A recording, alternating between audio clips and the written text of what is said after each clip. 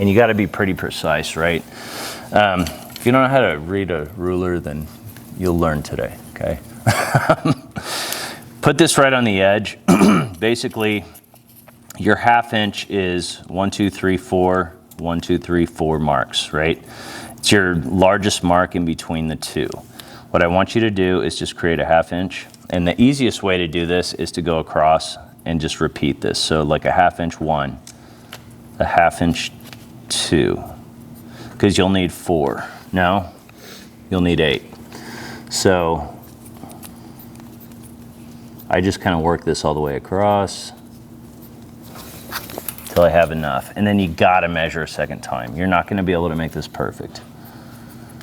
Always do 2 measurements so that you can line them up cleanly and cut well.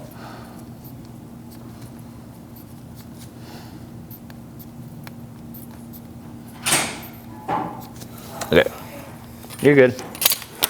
So I'm right-handed, so I kind of like to move this way. So I'm going to start on this side. Oh, made one too many. Just line it up to where you can see the point of each of these. Get a brand new blade if you don't get one that has a brand new blade. I usually break the paper first, and then I slice clean. Oh, that was pretty angled. I want it pretty straight. Break the paper, slice the foam core until you get all the way down. And you're not going to need much hot glue. You just need like a little dot on each one of these, and it goes together in kind of a specific way. So trust me, you want to cut the paper first before you try cutting the styrofoam. If you've ever had the very frustrating experience, like I've had many times in my life, where you'd be cutting foam core and it balls up and it looks terrible, it's probably because you didn't cut the paper right away first. Or you got a super dull blade, or maybe you're using, I don't know, a spoon or the wrong implement. I'm not sure. Our students are pretty creative people. Sometimes they come up with really interesting, solutions to problems. Why are you using your teeth on that, man? I actually had one of my professors in undergraduate ask me, did you cut that mat with your teeth? And I was like, no. I actually cut it on during that class, I had used my kitchen floor to cut it on, and a wooden ruler. Don't do that. We just didn't have a good facility to make that happen. So, okay.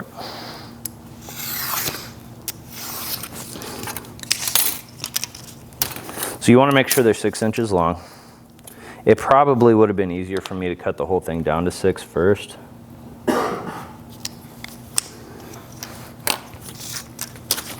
Yeah, it probably would have been. So that's what you should do, not what I'm doing. So we want it 6 inches long. And use a ruler to cut it. Don't do like I'm doing. Yes, okay.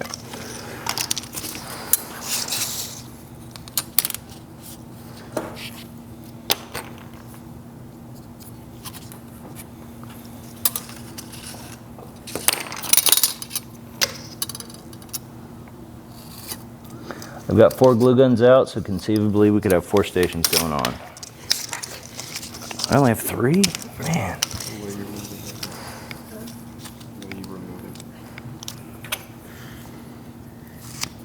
So if you don't get your measurements right, you're not going to have a clean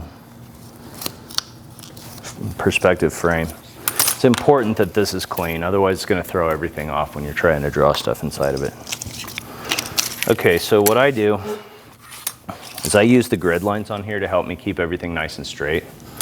So like, I'll put one of my edges on here. I'll line it up with a corner.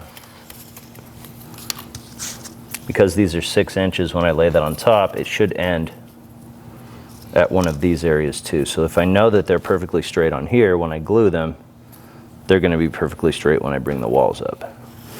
And so, oh yeah, of course. Just unplug it. It'll be fine. It'll stay warm enough.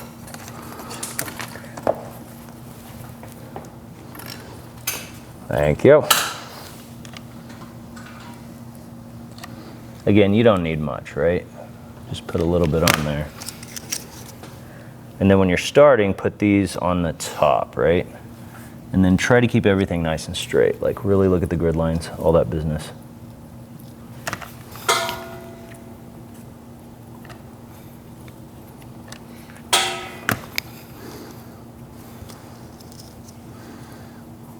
So you're going to do this twice. So while that's cooling off, I'll make another one. You're not 12. Get out of here. You're not 12. Those two are. Thank you, Kate. My lovely assistant, Kate, ladies and gentlemen, of Tigers. Tigers. Roar. Okay. That's the kind of roar I'd make if I was a tiger. I'd be like a killer tiger.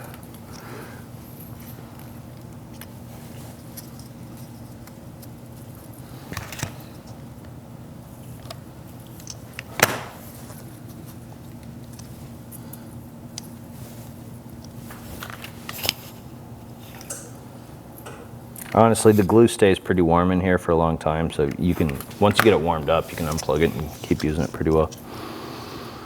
Okay. So I'm just going to make sure that these are nice and straight so they don't like cool off and be wonky. So, oh, stop. Not cooperating with me today. Dang. Okay, that works. So now this should be good enough, right? Next step, I'm gonna have to cut a few more 6s. What I'm gonna do is I'm gonna put these on the outside here, right? Once you get these kind of going up here, we can oppose these and get them stuck together. So I'm gonna cut these now down to 6.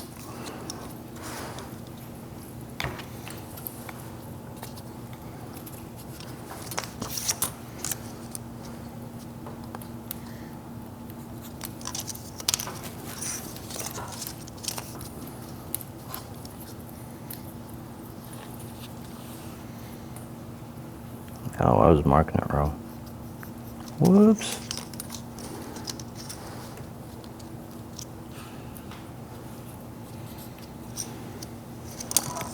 Check this one, make sure I did it right. Didn't. Okay.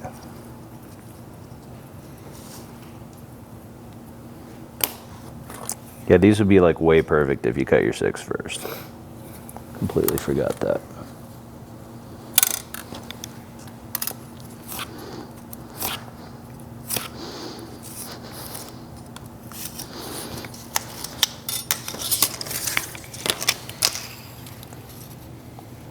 Those are pretty cool. Okay, so what I do is I just keep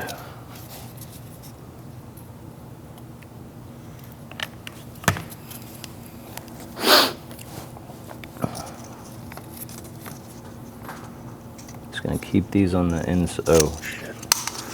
Thank you.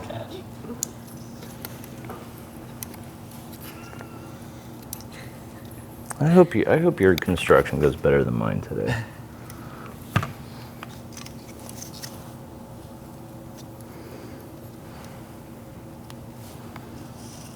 So then again, I use the grid to help myself with this. And you can see it's wanting to wobble on me. So what I'm gonna do, I'm gonna go ahead and put a little glue on here, and then I'm gonna get one of these sides to hold.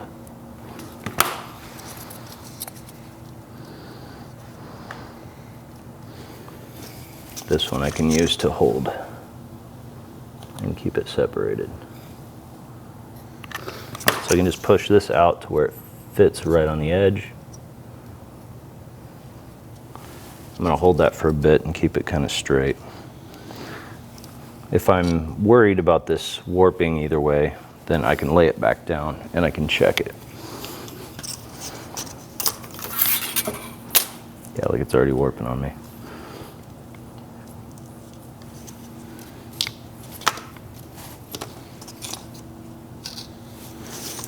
You can kind of, like, this has a little bit of play in it, so you can move it around if you mess something up. And I'll be coming around to help you out too.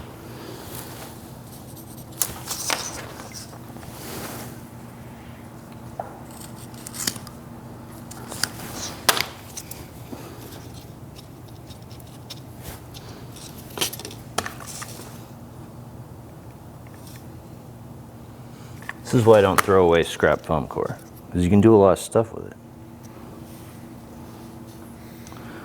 Boom! I've got my frame done. So I'm just going to check the sides to make sure we're straight. Looks like it's kind of wobbling just a bit this way, so I'm going to kind of move it. And I might add a little bit more glue and kind of hold it this way.